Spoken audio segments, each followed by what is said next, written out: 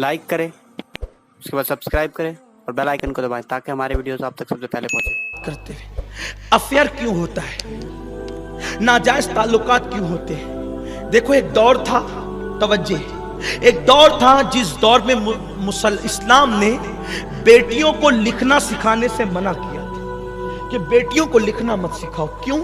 इसलिए कि एक दूसरे से कांटेक्ट का जरिया उस दौर में लिखना था, तो खतरा था आबरू को, लिखना मत सिखाओ। और आज अब लिखने की जरूरत नहीं है। आज ये सारा फितना मोबाइल की वजह से, मोबाइल, लड़कियों के पास हमने मोबाइल दिया इसीलिए ये फितना हो रहा है। वरना जब तक मोबाइल इजाद नहीं हुआ था इस तरह के केस ढूंढने से भी नहीं मिलते थे। हम क्यों अपनी बहन को मोबाइल दे रहे हैं, हम अपनी बेटी को क्यों मोबाइल। मैं कहता हूं मोबाइल का औरतों के पास काम क्या है, ये बात मैं बार बार कह चुका हूं, आज भी कहता हूं।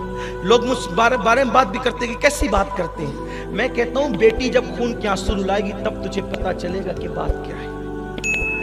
बेटी को मोबाइल मत दो, बहन को मोबाइल मत दो, बीवी को मोबाइल मत दो। घर का फोन औरतें रिसीव ना करें, घर के अंदर का रखा हुआ मोबाइल जवान लड़कियां रिसीव ना करें, बूढ़ी औरतें या बच्चे रिसीव करें। जब कोई मोतमद बोले कि मैं बोल रहा हूं तब जवान बेटियों को या बहनों को या बीवियों को मोबाइल दिया जाए। आज तो पैदाइश का दिन है तो मोबाइल गिफ्ट किया जा रहा है। तुम तलवार उतना नुकसान नहीं पहुंचाएगी तेरी बेटी को जितना मोबाइल नुकसान पहुंचाएगा। 5,000 का मोबाइल मत दो। अगर बेटी के लिए दिल में प्यार है 50,000 का सोने का हार दिला दो। 50,000 का मोबाइल मत दो, 5 लाख का हीरे का जेवर दिला दो। अगर इतना प्यार है मोबाइल नहीं देना खुदा के लिए। ये सारा तूफान मोबाइल ने बपा किया, इंटरनेट ने, फेसबुक ने। इसलिए कि आजकल लड़के बैठे होते हैं और वो कहीं भी फोन करते हैं अंदाजे से, और अगर मकाम पर लग जाए तो फिर वो बातें शुरू हो जाती है, बल्कि मिस कॉल भी करते हैं। ये मिस कॉल कभी कभी इतनी तबाही का जरिया बन जाता है। इन्होंने तो बैठकर मिस कॉल कर दिया, वहां अगर शौहर मौजूद है, किसका मिस कॉल था, वो रिप्लाई करेगा, उठाएगा लड़का। इस बेचारी गरीब का कोई कसूर भी न था, घर लुट गया, घर टूट गया। ये सूरत है, उठाकर देखे, किताबें लिखी गई है इन पर, ये मिस कॉल की नहुसत पर। और ये जो लड़के गटरों के पास बैठकर, रिक्शा में बैठकर, छतों में बैठकर ये जो सब रिकामे काम करते हैं ना, ये जवानी में सब करना इनको अच्छा लगता है। तुम्हारे मिस कॉल से अगर किसी का घर तबाह होगा, अल्लाह तुम्हारी तौबा भी कबूल नहीं करेगा, तौबा की तौफीक भी तुम्हें नहीं मिलेगी। किसी का घर तबाह करने वालों, किसी का आशियाने पे अगर बिजली गिराओगे तो तुम्हारे आशियाने भी सलामत नहीं होंगे। तुम्हारी नादानी, तुम्हारा छलछलपन, तुम्हारा बागपन, तुम्हारा इतराना, तुम्हारी आवारगी से कितने घरों को आग लगी है और कितने घरों को आग लगेगी। और सुन लो, ये जो गटरों के पास बैठकर, नालियों के पास बैठकर, घरों के पास बैठकर ये जो तुम मोबाइल पर गलत हरकतें करते हो, अल्लाह के रसूल अलैहि सलाम फरमाते हैं, मौलाए कायनात ने फरमाया, पाक दामन रहो तो तुम्हारे घर की औरतें भी पाक दामन रहेगी। अगर तुम पापी होकर के जिना करोगे, इधर तुम किसी के साथ जिना करोगे, अल्लाह ना करे कहीं तुम्हारी औरतों के साथ भी जिना ना कर लिया जाए। लड़कों की टोली बनी होती है, एक दूसरे का सपोर्ट करते हैं गुनाह के माहौल में। मेरे रसूल अलैहि सलाम ने फरमाया, कमा तदीनु तुदान, तुम जैसा करोगे तुम्हारे साथ वैसा ही किया जाएगा। इस सिलसिले में एक छोटा सा वाक़या अपने अल्फाज के मफहूम के साथ अर्ज करूं। एक जवान, तवज्जे, दूसरे जवान के पास आया, अगर यार तू मेरा दोस्त है, कहा हूं कि मेरी एक चीज में मदद कर। उसने कहा क्या? कहा महल्ले के इमाम साहब की बीवी से मेरा दिल लग गया, तू नमाज पढ़ने जाना ना, नमाजी उतहा निकात कर नमाज पढ़ने मेरे लिए जाना, और देर तक इमाम साहब से मसले मसाइल पूछते रहना, उनको उलझाते रहना, उतनी देर तक मैं इमाम साहब के घर चला जाया करूंगा। वो पागल, उसको कहना चाहिए था कि इमाम की बीवी के साथ ऐसा न कर, यही तो कहना चाहिए। सच्चे दोस्तों की पहचान यह है कि जब तू गलती करे वो तेरी इस्लाह करे, यही है ना, कि उसकी मदद करे। वला तावनु अलल इस्मि वल उद्वान, बुराई में एक दूसरे की मदद मत करो। कोई बुरे रास्ते पे जा रहा है, अगर तुम दोस्त हो तो खींच के पकड़ लो, उसको समझाओ, नहीं मानता है तो उसका बाइकाट कर दो, उससे दूर हो जाओ, उससे अलग हो जाओ ताकि उसको इबरत हो। तो उस जवान ने कहा ٹھیک ہے یار، وہ دوستی کیا جس میں ایک دوسرے کی مدد نہ ہو، ہے نا؟ ایسے کچھ دلال بنتے ہیں نا، ہنسنے کی بات نہیں ہے۔ میرے جملے غلط ہیں، مجھے اگر میرے جملے الحمدللہ غلط نہیں ہے، اگر تلخ ہے تو مجھے آپ معاف کریں۔ اس سے گھر لٹ رہے ہیں، ہمارے گھر تباہ ہو رہے ہیں، ہماری بیٹیوں کی آبرو لٹ رہی ہے، کس کو جا کر کے کہے؟ بہت سارے لوگ ہیں جو بیچارے سر اٹھا کے چلنے کے قابل نہیں رہ گئے، بیٹیوں کی جوانی لٹ گئی ان لڑکوں کی منچلے پن کی وجہ سے۔ ہر بندہ مجنوں بننا چاہتا ہے، کیا بنا رکھا ہے، کیا حالات بنا رکھے؟ مسلمانوں ایک تم ہی تھے کہ ہندوستان میں تم نہ مسجد بنانے آئے تھے نہ مدرسے بنانے آئے تھے۔ پہلی مرتبہ جب تم آئے تھے تو صرف ایک عورت کی آبرو کی حفاظت کے لیے آئے تھے، اور تمہارے تقدس سے متاثر ہو کر لوگ کلمہ پڑھتے گئے، مسجد مدرسے بنتے گئے۔ تم دوسروں کی بیٹیوں کی عزت کے محافظ تھے، آج تم محلوں کی بیٹیوں کی عزت کے دشمن بن گئے۔ تمہاری آنکھوں میں تقدس نہیں رہ گیا، پارسائی نہیں رہ گئی۔ کیا بیت المقدس میں اسلام کا پرچم لہرے گا؟ دنیا کے اندر کیا مسلمان سرخروئی حاصل کرے گا؟ ملک شام اور یمن کیوں نہ جلے گا؟ کیوں؟ جس قوم کا جوان آوارہ اور عیاش ہو جائے، اس قوم کو عزت کے ساتھ جینے کا حق نہیں ہے۔ ہمیں تو اللہ نے بہت تقدس کے لیے پیدا کیا تھا، قوموں کی امامت کے لیے پیدا کیا تھا، لیکن بس اسی میں الجھ گئے۔ لڑکی لڑکی لڑکی اور عشق اور عشق اور عشق اور آوارگی، انٹرنیٹ اور فیس بک اور یہ سب تماشے۔ نہیں، اللہ نے ہمیں بہت بڑے مقصد کے لیے پیدا کیا ہے، اور جوان ہونے کے بعد بوڑھا بھی ہونا ہے، مرنا بھی اللہ کو منہ بھی دکھانا ہے۔ حدیث پاک میں آتا ہے بد نظری کرنے والوں کے لیے ڈر ہے، مریں گے تو کافر ہو کر مریں گے۔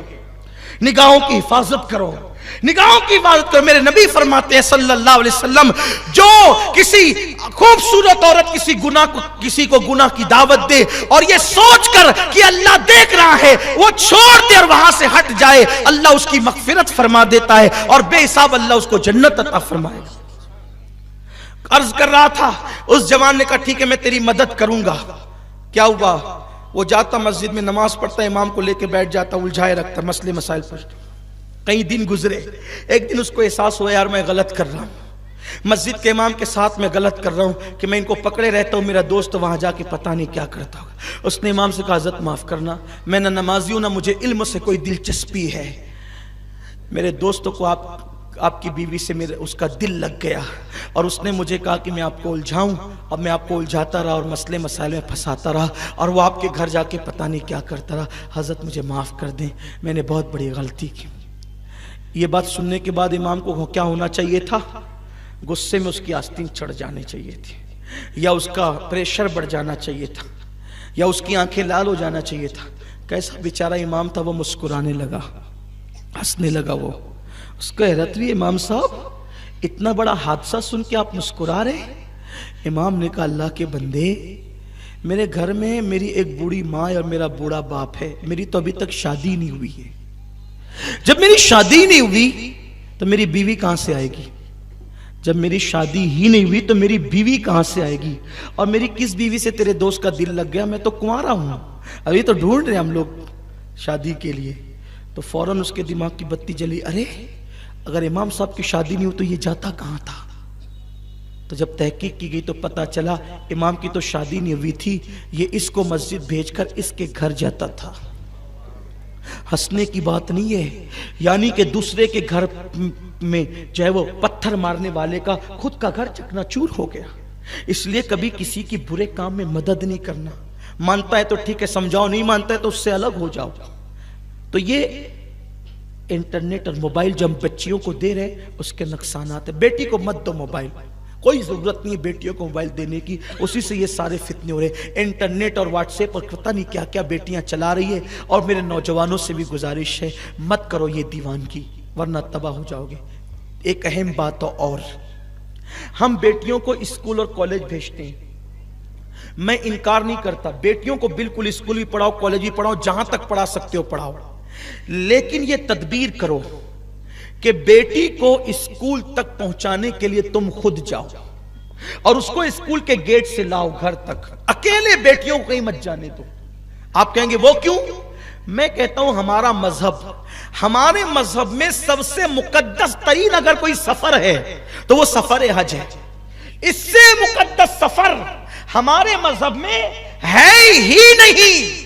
سب سے زیادہ مقدس سفر سفر حج ہے، جس کے لیے ہر مسلمان پوری زندگی دعا کرتا ہے، دکھا دے یا الہی وہ مدینہ کیسی بستی ہے جہاں پر رات دن مولا تیری رحمت برستی ہے. ہمارے یہاں سب سے مقدس سفر حج ہے. ہر قدم پر نیکی ملتی ہے، ہر قدم پر ثواب ملتا ہے. مگر سنو مسلمانوں، اتنا مبارک اور مقدس سفر اسلام کہتا ہے سفر حج کے لیے عورت اکیلے نہیں جا سکتی. تو جب حج کے لیے عورت کو اکیلے جانے کی اجازت نہیں ہے تو اسکول اور کالج بالغ لڑکیوں کو اکیلے جانے کی اجازت کیسے ہو سکتی؟ اس لیے اسکول کی دہلیز تک پہنچاؤ اپنی بیٹیوں کو اسکول کی دہلیز سے لاؤ. لیکن آج تو حال یہ پکنک پر بیٹیاں 18 سال کی ٹیچروں کے ساتھ اکیلے جا رہی ہیں. کوئی بولنے والا نہیں ہے، جو بولے وہ گالی سنے، ہمیں کوئی فرق نہیں پڑتا. ٹھیک ہے، کوئی گالی 4 ہی دے گا نا، اگر قوم کی آبرو بچتی ہے تو اس سے بڑی بات کیا. اور میں نے تو اپنی ذات کے لیے لوگوں کو معاف کر دیا. میں کہا جاؤ جتنی بے عزتی کرنا ہو کرو، اس لیے کہ تم بے عزتیاں کرتے ہو، میرا نبی مجھے عزت عطا کرتا ہے، میرا خدا مجھے عزت عطا کرتا ہے. جاؤ شہر والوں، باتیں بری لگتی ہے تو جتنی گالیاں دینا ہے دے لو، لیکن حق تو بول کر رہوں گا. جب سفر حج کے لیے بیٹی اکیلے نہیں جا سکتی تو تم نے اپنی بیٹیوں کو نوجوان لڑکوں کے ٹیچروں کے ساتھ پکنک میں بھیج دیا، پارک کو گھومنے کے لیے بھیج دیا. ارے جن کی بیٹیوں کو اسلام مسجد اور مزارات پر جانے کی اجازت نہیں دیتا، ان کی بیٹیاں پکنک پر اکیلے کیسے جا سکتی ہے؟ دیندار گھروں کی بیٹیاں بھی جا رہی. کون ہے روکنے والا؟ کوئی روکنے والا نہیں. حق بولنے کے لیے کون ہے؟ نہیں ہے. اس لیے کہ گالیاں سننی پڑے گی. ٹھیک ہے، اگر دین کا تحفظ گالیوں سے نہیں بلکہ اگر خون دینے سے ہوتا ہے ہم اس کے لیے بھی تیار ہیں. اس لیے کہ اللہ نے ہمیں پیدا اس لیے کیا ہے کہ اگر دین کی حفاظت ہمارے بول سے ہوتی ہے تو بول سے کریں گے، اور خون سے ہوتی ہے تو خون سے کریں گے. لیکن حق کہہ کر رہیں گے. ناجائز اور حرام ہے اکیلے بیٹیوں کو نوجوان لڑکوں کے ساتھ پکنک پر بھیجنا، پارکوں میں بھیجنا، اور وہ بھی 1 دن نہیں 3 دن جاتی ہے. کون حساب لے گا اس کا؟